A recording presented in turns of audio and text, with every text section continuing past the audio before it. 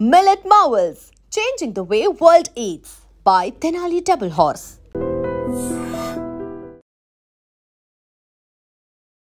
Visakha Gurudwar junction లో HP petrol bunk, Shantipuram junction లో ఒక్కసారిగా ఆర్టీసీ బస్సు ప్రయాణిస్తున్నటువంటి ప్రయాణికులతో దాదాపు 130 మంది ప్రయాణికులతో ప్రయాణిస్తున్నటువంటి బస్సులో ఒక్కసారిగా మంటలు చెలరేగాయి.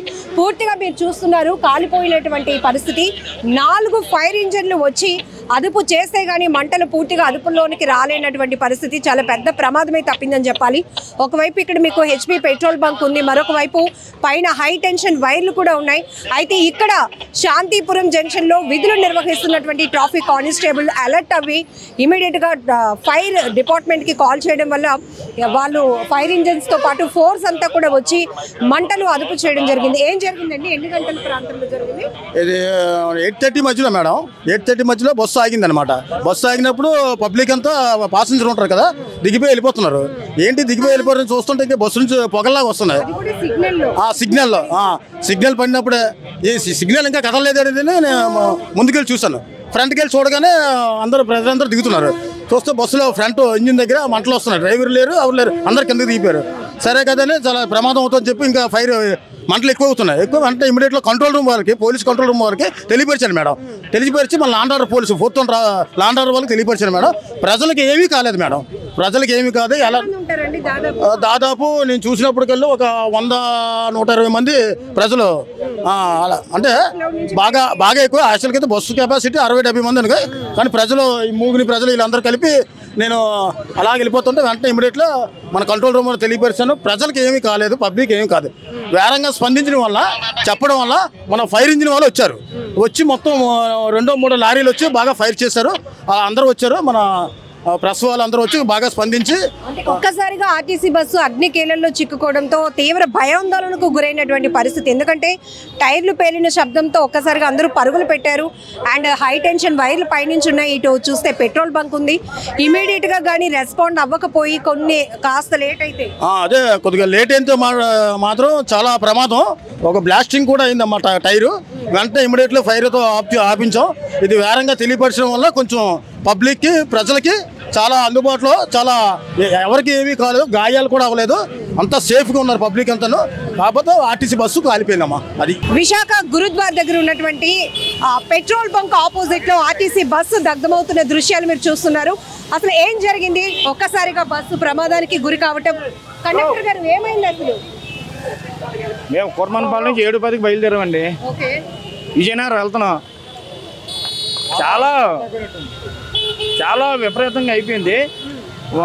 జనాలు కూడా విపరీతం, అంత ఇంత కాదు, వద్దు అంటున్నా ఎక్కేస్తున్నారు.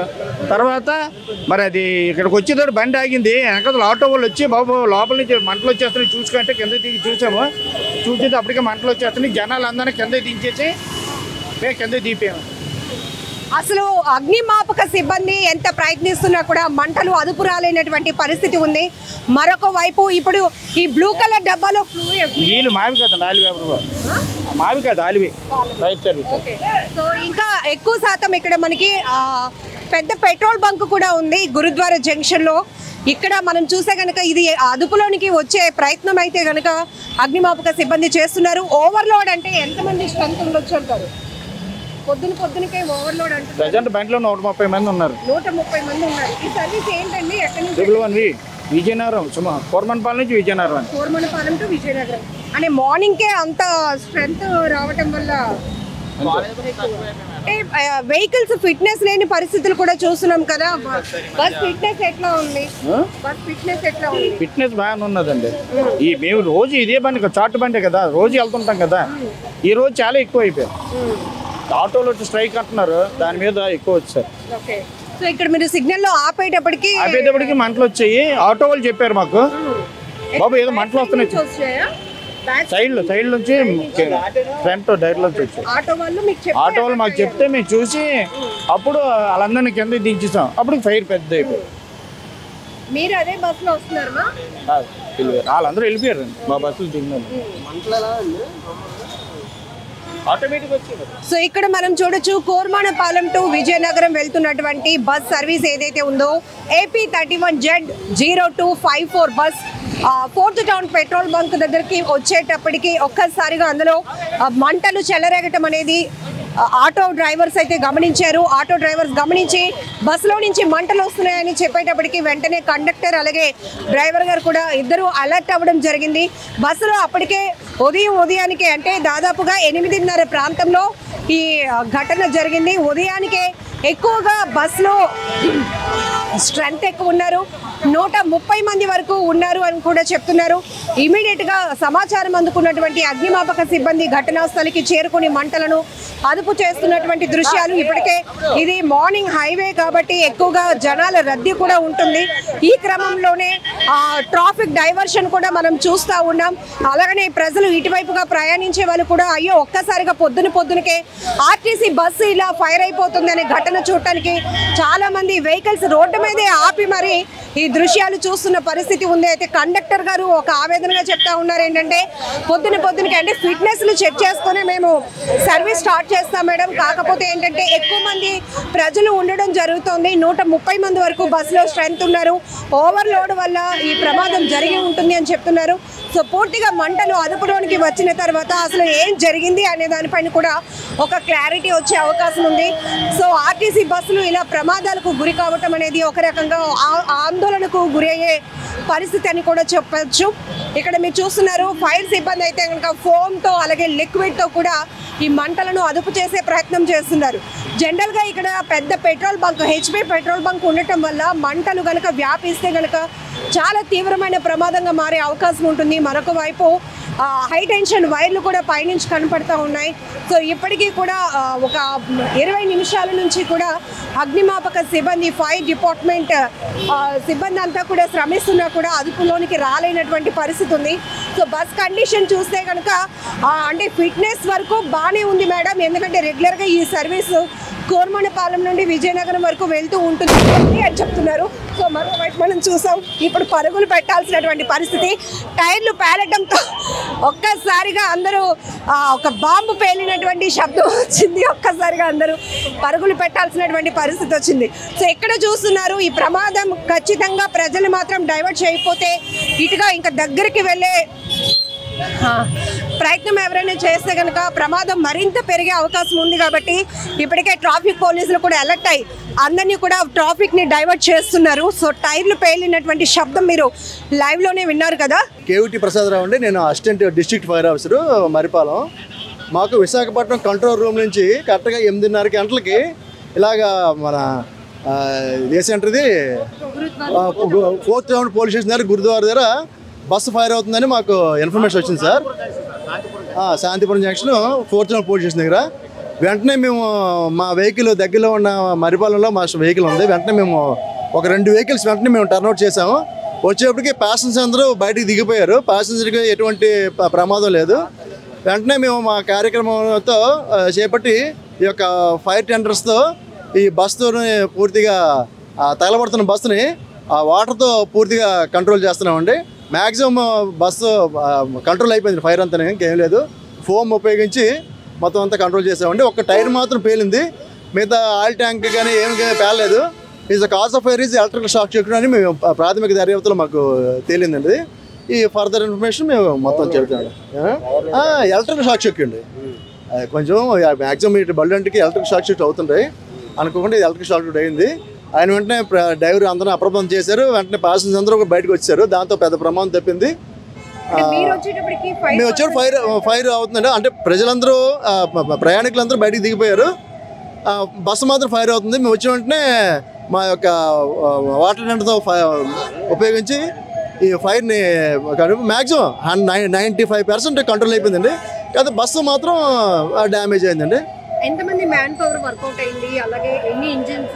ఒక 4 ఇంజిన్లు, అంటే విశాఖపట్నం నుంచి ఒక 2 ఇంజిన్లు, మరిపాలెం నుంచి ఒక 2 ఇంజిన్లు వచ్చాయండి. ఈ దగ్గరలో ఈ ఫైర్ సర్వీస్ ఉండడం వల్ల వెంటనే మేము దాన్ని కంట్రోల్ చేయగలిగాము. సార్ పరిస్థితి హైవేలో ఎక్కడ మీకు ఫైర్ సర్వీస్ అనేది ఎక్కడ అందుబాటులో లేదు, అంటే మనకి ఇది ఒక 5 కిలోమీటర్స్ దూరం ఉంది. మరిపాలెం 5 కిలోమీటర్స్, విశాఖపట్నం ఒక 6 కిలోమీటర్స్. అంటే మాకు ఇన్ఫర్మేషన్ రావడం అంత లేట్ అవుతుందండి. అంటే మాకు కంట్రోల్ రూమ్కి ఎవరో చెప్పారు, ఆ కంట్రోల్ రూమ్ మాకు రావడం అయింది. వెంటనే మేము బయలుదేరిపోతాం. విత్ ఇన్ 1 మినిట్లో మేము బయలుదేరిపోతాము. హైవేలో మరి ట్రాఫిక్ అది ఉంటుంది కాబట్టి కొంచెం ఇదైంది. మీరు రాగానే ఆల్రెడీ బస్సు కదండి, మరి ఆయిల్స్ అవి ఉంటాయి, సీట్లు అవి ఉంటాయి కాబట్టి కొంత తొందరగా అంటుకుంటాయి. మ్యాక్సిమం మేము ఎవరికి ప్రయాణికులకి గాయాలు కానీ చనిపోవడం కానీ జరగలేదు. అప్పుడు బస్సులో ఒక 50 మంది ప్రయాణికులు ఉన్నారని చెప్తున్నారు డ్రైవర్లు వాళ్ళు కదా. అంటే వాళ్ళు చెప్పింది అలా చెప్పారు. 130 మంది ఆ కెపాసిటీ అందరు.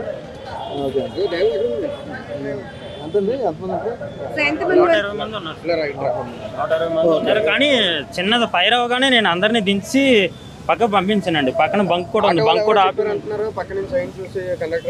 లేదండి. ఆటోలు నేను సిగ్నల్ ఆగేటప్పుడు నా పక్కన ఆగుతాయి కదా, నేను చూసాను.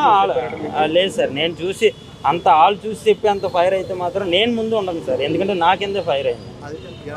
ఫైర్ అనేది అలాగా ఫైర్ అవ్వదండి, కానీ ఎలక్ట్రికల్ కంప్లైంట్ వస్తుంది. చిన్న సర్క్యూట్ అయ్యాక మేము వాటర్ వేసి ఆర్పేసినా ఆగిపోతుందండి. మరి ఇంత ఫైర్ అవ్వదండి. కాకపోతే ఏంటంటే వర్షం పడడం వల్ల మేము సైడ్ రోడ్ల నుంచి అటు నుంచి ఇటు నుంచి వచ్చేటప్పుడు వాటర్ ఎక్కువ తుల్లిపోవడం వల్ల అది ఎక్కువ ఫైర్ అవ్వడానికి కారణం అయిందండి. కానీ ఎప్పుడైతే ఫైర్ అవుతుంది అనగానే నేను ముందు ప్యాసింజర్ని అందరినీ, స్టూడెంట్స్ కానీ చాలామంది ఉన్నారండి, దించి ముందు సైడ్కి పంపించి బంక్లో 120 మంది ఉంటారు సార్. 120 మంది ఓవర్లోడ్ వల్ల కూడా అవుతుంది. కానీ ప్రజెంట్ అయితే ఎలక్ట్రికల్ షార్ట్ సర్క్యూట్ సార్. బండికి కూడా మొత్తం అది సెన్సర్ సిస్టమ్ అండి. అది మొత్తం వైరింగ్తోనే. స్టూడెంట్స్ ఎక్కువ అండి. స్టూడెంట్స్ కంపల్సరీ ఈ బస్సు, ఎందుకంటే అవంతి కాలేజీ, రఘు కాలేజీ, ఇది కోరమనపాలెం నుంచి విజయనగరం అండి. ఎక్కువ స్టూడెంట్స్ ఎక్కువ ఉన్నారండి బస్సు. మంటలు అంటే అప్పుడు టైం 8:20 అవుతుంది మేడం. ఆ టైంకి బండి ఇక్కడ ఒక 2 నిమిషాల ముందు చిన్న స్మెల్ వచ్చింది. సిగ్నల్లో ఆపాను మేడం. సిగ్నల్లో ఇంకా నాకు గ్రీన్ ఉంది కానీ దగ్గరలో ఇంకా ఆపేసాను. ఆపేసి స్మెల్ వస్తే కండక్టర్ గారిని దిగి చూడమన్నాను. స్మెల్ వస్తుందో ఒకసారి చూడండి అంటే ఆయన కిందకి దిగి చూశారు. చిన్న మంట వస్తుందని చెప్పగానే ముందు ప్యాసింజర్లు అందరినీ దించేసి సైడ్కి పంపించి తర్వాత వాటర్ వేసి చూశాను మేడం. ఆగలేదు. ఈలోపు అలా ఫైర్ ఎక్కువైపోతుంది. పాయింట్లో కానిస్టేబుల్ ఉంటే వెంటనే వచ్చారు. వస్తే ఇలా ఫైర్ అయిపోతుందంటే ఫైర్ ఇంజిన్కి ఫోన్ చేశారు. ఇప్పుడు వచ్చారు మేడం, ఆర్పుతున్నారు. అంతే, ఎవరికి జనాలకి ఏం కాలేదు. వెంటనే చిన్న ఫైర్ రాగానే జనాలందరినీ దించి పక్క పంపించాం మేడం. సర్వీస్ ఇది కోరమనపాలెం నుంచి విజయనగరం వెళ్ళే బస్సు మేడం, 111V. అంటే 120 మెంబర్స్ అలా ఉన్నారు మేడం. అంటే వర్షం పడ్డది కదా మేడం. వర్షం వల్ల ఈ అక్కడక్కడ గొయ్యలు ఉంటే వాటర్ తుల్లిపోద్ది కదా, దానివల్ల వైర్లు ఫీజులు అవి షార్ట్ సర్క్యూట్ అయ్యి అలా అయింది మేడం. ట్రావెల్ అయినా ఎప్పుడు ప్రాబ్లం రాలేదు. అంటే వాటర్ వల్ల, వర్షం వల్ల ఇది వైర్లు తడి తగలగానే ఆటోమేటిక్గా షార్ట్ సర్క్యూట్ అయిపోయింది మేడం. అంతే. హెవీ లోడ్ కూడా కారణమే మేడం, కానీ హెవీ లోడ్ అనేది ఎప్పుడూ ఉంటుంది మేడం ఈ బస్సు. రెగ్యులర్గా మీరు ఆర్టీసీలో ఉన్న సిచ్యువేషన్స్లో ఫిట్నెస్కి సంబంధించి కూడా చాలా కంప్లైంట్స్ ఉన్నాయి. ఇది చాలా లాంగ్ ట్రావెల్ అవుతుంది. ఇప్పుడు కోరమనపాలెం టు విజయనగరం అంటే ఎన్ని కిలోమీటర్స్ మీరు జర్నీ చేయాల్సి వస్తుంది? అంటే 75 కిలోమీటర్లు ఒక సైడ్ కాదు, 75 వస్తుంది. అలా డేకి ఎన్ని ట్రిప్స్ అండి? డేకి 2 ట్రిప్లు మేడం. అంటే 300 కిలోమీటర్లు. 4 సింగిల్ అండి. హెవీ లోడ్ ఎప్పుడు ఉంటుంది మేడం, ఎక్కడ కూడా గ్యాప్ ఉండదు మేడం బస్సు. ఆటోల్ స్ట్రైక్ అన్నారండి, దాని మీద ఇంకా ఎక్కువ పెరిగిందండి. ఆటోల్ స్ట్రైక్ అని అన్నారు, దాని మీద ఇంకా జనాలు ఎక్కువ పెరిగారు. అందువల్ల విపరీతం లోడు 130 దాటిపోయారు. దీని కెపాసిటీ 65 యాక్చువల్గా.